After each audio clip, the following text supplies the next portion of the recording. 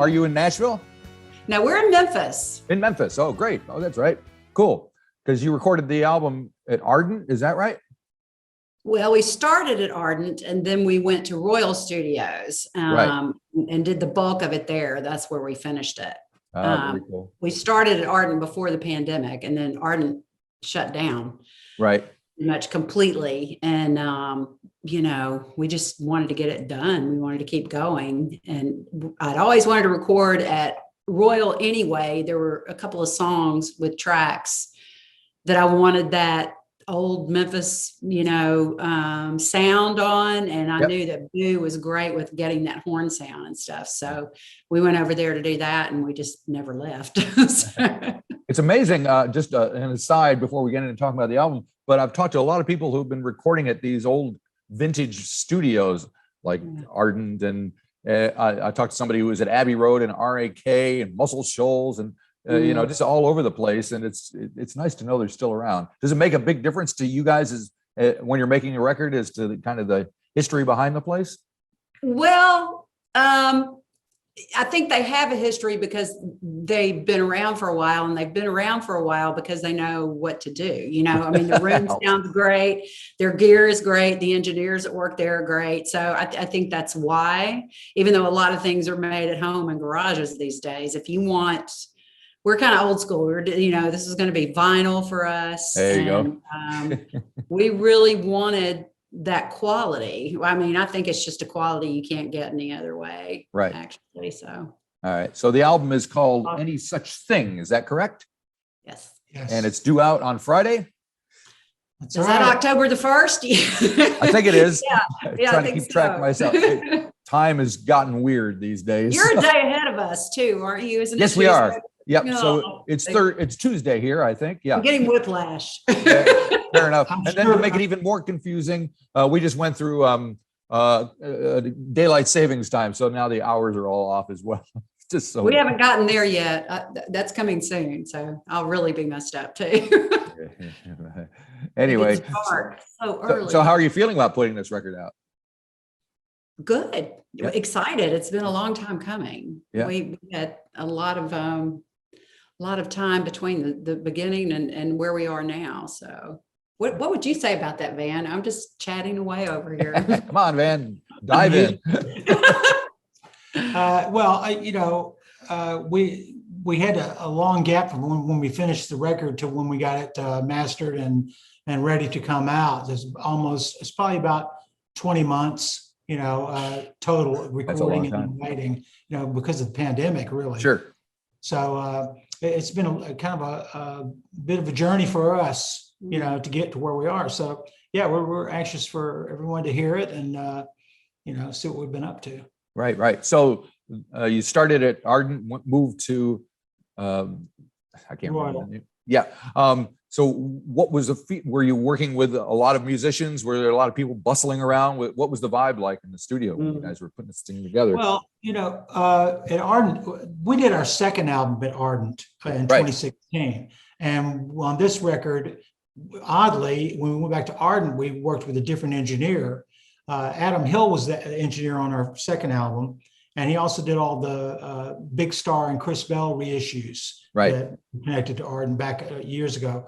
Yep. So oddly, when we went to Royal, Adam came over to Royal and worked with us on this record. So he's the engineer who finished the project with us over several months. Yeah. Right. It's amazing. Big Star keeps coming up in all sorts of conversations that I'm having. I talked to a bluegrass musician the other day, and they were like, "Oh yeah, being on Big Star," and of course, being a record collector myself, I have a copy of the. There you go. Yeah, of course. Yes.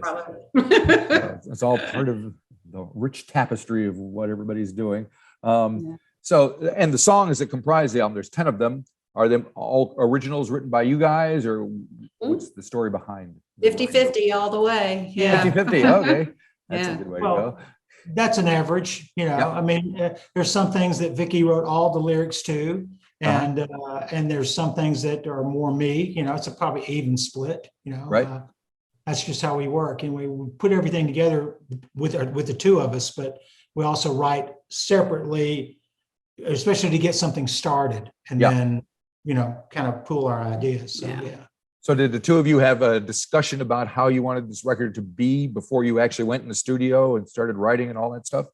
A bit, not before we started writing. I think we started writing a couple of years ago, obviously, to have this now, but yeah, I knew that I wanted to do vinyl this time, and that I didn't want to be constrained by any parameters insofar as I just, whatever came to our creative spirits, I wanted us to be able to do that, whether it was, even though we basically sing just the two of us, we're a duo, we do have a full band, and any kind of harmonies that, I didn't worry about if we could reproduce it on the stage, because we can always reproduce a version on a live performance, but we just wanted it to be as beautiful as we envisioned it, and without any kind of limitations insofar as instrumentation or vocals, right? Is that a correct assessment? Yeah. Well, in the middle of a pandemic, you don't really know if you're going to be on stage again. So that's a fact. Yeah. So that kind of freed us up in a way, because we're going, well, we may never play this live, so let's just do what we feel and not worry about it, Well, it's interesting that this situation has freed up a lot of people to think outside of how they normally make their records and do things that they normally wouldn't do. So it's always a good thing, I guess. So one song that I do want to touch on, just simply because we're down under here, is Skywriting, which is kind of sounds like is Tasmania is the subtitle to that. What's that all about? Who wrote that? Well, the lyrics actually came to me while we were touring Australia, and we were in Tasmania for a few days, and it was just beautiful. I was overwhelmed with how pretty it was, and we went to the Mona Museum, and just, it was breathtaking, and it was so nice to get out of our usual box and to be in an environment that was inspiring. And as we were, I was a little sad to leave because I wanted to spend more time there. And as we were leaving, we were taking off, and I looked out my window down at the coastline, and it actually brought a tear to my eye. I just thought it was so beautiful. The water was just gorgeous, and the cliff and the waves crashing against them. And so that inspired it. But then we had also been traveling for a while then, and we were pretty exhausted, and it triggered thoughts of just traveling through life and the things that we go through as human beings. And so that's where that originated. And then it kind of took its own path from there. Gotcha. Yeah. And there are all sorts of different styles and subjects within the songs on this record. One that I want to touch on is A Place of No Place, I believe it's called, which sounds like it has maybe some political overtones to it. Talking about, you think? I think so. So tell me about that one. What inspired that? Tell us we're unpatriotic. We question despicable deeds. We disagree with your rhetoric. So you tell us we can live. You're keeping children in cages, doubling down on your hateful speech. While we're all chasing a rabbit, you commit your crimes with ease. Well, again, I mean, as the world knows, we're going through quite a political crisis in the United States. I think probably one that none of us when we were children ever thought we would see. And it's a protest song. Yeah, it's a bit cathartic. I started that one back 4 years ago when Trump came into office. It was probably actually right before he won, but it certainly got finished after he came in, and the GOP here was trying to do all kinds of awful gerrymandering and the crisis at the border and all of that. And it was so frustrating because we all felt, at least my group of friends felt, and that we were helpless. We couldn't do anything about a lot of it other than protest and get out in the streets and raise hell and make some noise. George Floyd business was going on, and it was in Memphis. We come from a place of a lot of things that happened here. The death of Martin Luther King, and the civil rights era is so deeply ingrained in our fiber here. Yep. that's where that came from, because we grew up in that. And, you know, just when we thought we were making progress, all of this other stuff just flipped it on its head. And here we were going through the same things that we thought we had already started to conquer and change. And so. And all that said, musically, it didn't come together until we came back from Australia and started looking towards going in the studio. So she had the lyric and the idea for the melody and everything, and we just sat down together. And I don't know, I just kind of spoke, you know, Rolling Stones to me. Yeah, you know, with Mary Clayton singing, maybe. You know, there you go. I see the Stones are back on the road. That's right. That's crazy, right. Man. Yeah, we have a lot of political issues in this country and a lot of places around the world. But frankly, I'm a huge fan of Jacinda Ardern. Yep. She's been up here in my studio a long time ago. Really? Wow. Wow. She's fantastic. You know, that's the kind of leaders we need in this world. You know, Right. Anyway, that's kind of a diversion from what we're talking about. No, that's all right. You know. We also love all the musicians that come out of New Zealand too. So which ones are you familiar with? Who are you familiar with from here? Neil Finn, you know, Joe His studio's right across the street from me. Oh, really? Yeah. Okay. Well, can you just kind of pick up your camera and go there? I see him jogging all the time. Oh, Do you man. really? I He's the mean, best. One of the greatest songwriters there ever was, in my opinion. Oh my God. Yeah. No, he's a cool guy. Definitely. Yeah. It's nice having him around. And I bet. just spoke to Tim the other day, Tim Finn. He made an wow. album. How's he Finn doing? Brothers, yes. Yeah. He made an album. He's just made an album with Phil Manzanera from Roxy Music. And they made it over, you know, long distance. And it's got this kind of Latin, Caribbean, Cuban beats to it. So, which is totally unexpected. So it's just wild stuff Tim's going a on. monster too, man. Golly. I love that guy too. Boy, I started with me and Split Ends. So it's a long time ago. You know, Yeah. Well, I mean, because let's face it, you have a history that goes back to that time yourself, and the great Missing rediscovered album, and then the documentary. So how is all that stuff, which actually came from Australia, the impetus for all that, how has that affected you in any way, good, bad, or indifferent? Well, you know, overall, it's been wonderful. You know, Right. I mean, I always felt, you know, those first two albums, especially the second one, was kind of lost. Right. And finally get it out there with a real record company, Omnivore, you know, and treat it right and design the packages and remaster the music beautifully. I mean, that's been a 40 years long dream for me. So I feel like a circle is closed in a good way, you know. Yeah, very good. It's also been, you know, traveling to Australia. We were there for a month, and it was at the end of another 2 weeks in LA and London, promoting the film. You know, so that was fantastic, but we kind of like hit a wall about halfway through that, you know, just like, okay, can we turn this off now? You know? Time to go home. Home. Fair enough. Well, we both got pretty sick while we were over there too. I think we caught like a horrible cold from someone on the plane going over. And so we were trying to do performances with sinus infections and bronchitis. Good time. All that said, we were in Australia. Yeah. So It's even better in New Zealand, I will say. I can imagine. Yeah. I really enjoyed getting out. No poisonous spiders here. Oh, good Lord. We had what was it? We have a spider story. We had a huntsman in the van with us, with the six of us in the huntsman crawling in the van. So that was. I thought it was a tarantula. Yeah, fair enough. And kind of freaked out just a little bit. Yeah, it would freak me out too. Yeah. And everybody was saying, "Don't worry, it won't hurt you. They're harmless, Yeah. not to me." All right. So getting back to the album, window beside your head. It's a little. we do want to scary. concentrate on the music here. So since we're talking to Van, there's a song that he's singing called "Where Are We Going," which has a beautiful organ happening throughout it. So maybe you can tell me a little bit about that track. Well, the organ was played remotely by my old friend Tim Horrigan, who we've collaborated a number of times over the decades. Right. And he lives in LA. So we just flew the tracks to him and he put the organ on and sent it back to us. Song is definitely something that we came up with as a result, actually, while we were in Australia to begin with.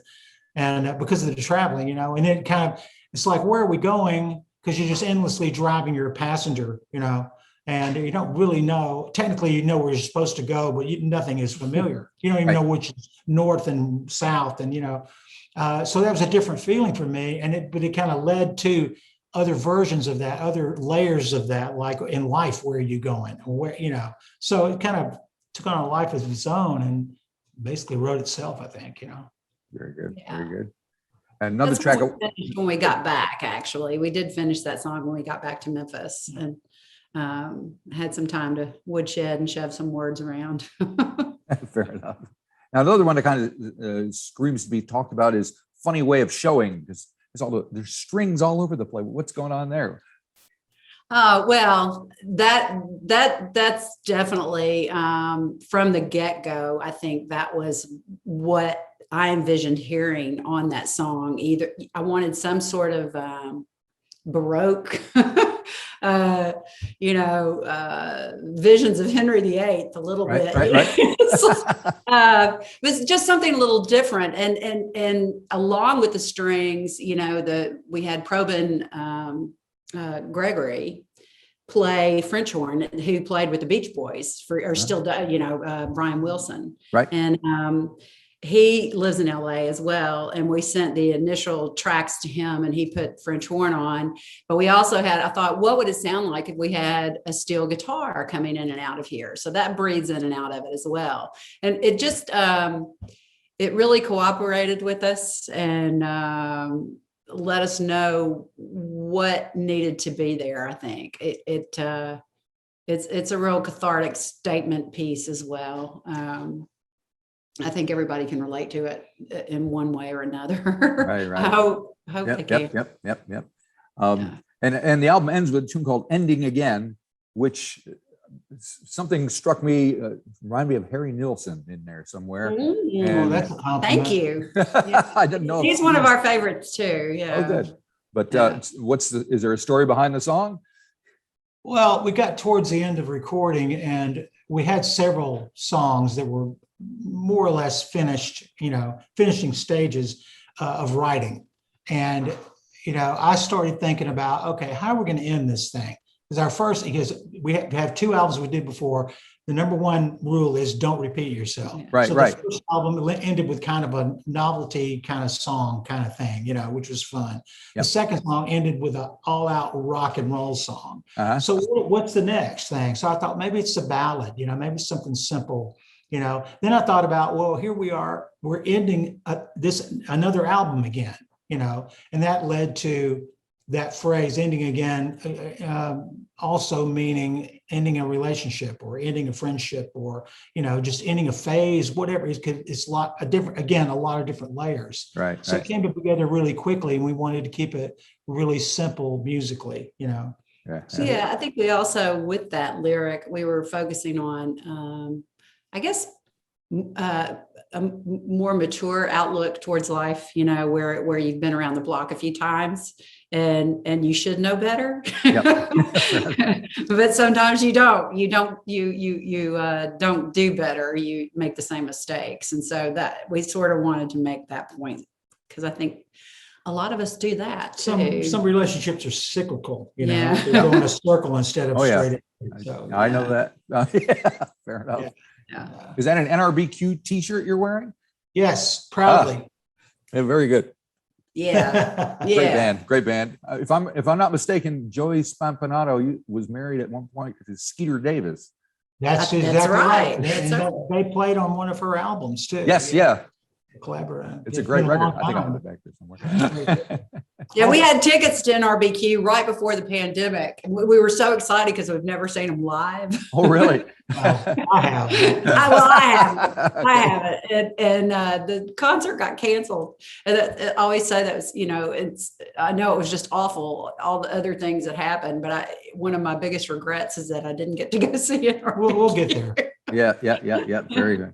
Now, one more track we should talk about because there's a video for it. It's called Within Crying Distance, which kind of has, to me, a kind of Etta James kind of vibe going on. Thank you. And I feel your shadow, a world away,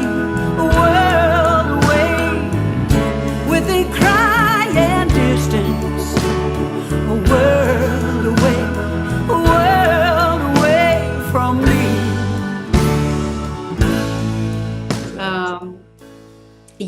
that's probably that's a deep Memphis Roots kind of Right. soul song. That song again is about, you know, reflecting on life and thinking about relationships that have come and gone and people that you love and had to let go for one other, you know, some reason, either through death or through just, it wasn't going to work. And my stepfather, who was a huge influence in my life, really great guy, was a riverboat pilot. Oh, great. For 25 years on the Mississippi and up on the Ohio River. And there's traces of him in that video. And both of our families, our mother, my mother, his mother, father, you know, it's just, it's a reflection on life, just a reflection on.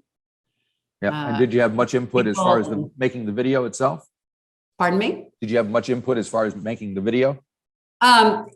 Kim Lloyd, yeah, we did, but we collaborated with Kim Lloyd, who's a local person here in Memphis, who's great. She's worked on all kinds of videographer. Yeah, she's right. She, you know, we talked about, like we are now, we talked about what the song's about and you know, what we didn't want to see. We didn't want it to become a cliche, and what we would like to see. And she came up with this beautiful storyboard, and that's in the video. Her daughter, who is also an incredible artist, is featured in that video as well. Oh, okay. Is she the blonde with the glasses on? Yeah. Oh, okay. Yeah. Very Thais. Thais, yeah. Thais, yeah, is her name. She's got quite a career ahead of her as well. I love your earrings, by the way. I just noticed them. Oh, well, thank you. Those are my satellites, I guess. Tuning in. Yeah. You're tuning into stuff. Very good. So like you said, this album was recorded probably a couple of years ago. In the interim, have you been writing and making more music or thinking about what you're going to do next? Well, when did we finish this? We just finished it. We finished it exactly a year ago. Yeah. Yeah. Okay. A year ago. But there was a lag time between finishing the recording and mixing until we could get it mastered and get it out there. Get vinyl, yeah. But yeah, we did start about 2 years ago too. So it's about, so that's all, that's basically true. Since then, we always individually write, put stuff in our phones, music ideas, lyric ideas, you know, so it's ongoing. We haven't sat down together and tried to put anything together since then, because the business of trying to get this out there has been just, you know, all consuming. Yeah. Plus rehearsing a new live band. Oh, great. Yeah, we're getting ready to go out next week and play a album release show at a large venue here. I'm guessing it's got to be a fairly big band to recreate what you got on the record. It's a 7-piece band. Ooh. Yeah, and almost all of them played on the record. You know, very cool. Yeah, so it's quite an undertaking, and it's easy money for me because I don't have to cover as much ground. There you go. Not so many solos. Yeah. Very good. Very good. And as performers, since do you have to get into shape and mentally and physically to get back on the stage? Yeah, I mean, we're trying to rehearse as much as possible, and yeah, I mean, because the pandemic, you know, put everybody down for a while. Yeah. We couldn't play, but we still would get together and just play and sing and go over things and try to do just little gigs here and there if they were outside or so it's a muscle like anything else if you don't use it, especially singing and remembering the words. There's always that. See, you got to have a big teleprompter on the monitors in front of you. Oh man, that's how Mick remembers all his words, I'm sure. We have those 16th century teleprompters called a music stand. There you go. With all your notes. Fair enough. Well, I hope everything goes. What do we got planned for the day of the release on Friday? Anything exciting? Just getting the word out there, you know, and we've already been promoting this almost 2 months now through Conqueroo, as you know. And moving it forward and trying to capitalize on it and see where it goes, you know. Cool.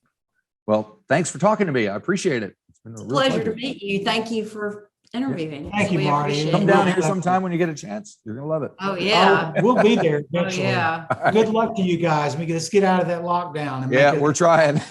I'm going out of my mind. New normal. All righty. Thank you very much. Have a great day. Thanks. Bye bye. You too. Bye bye.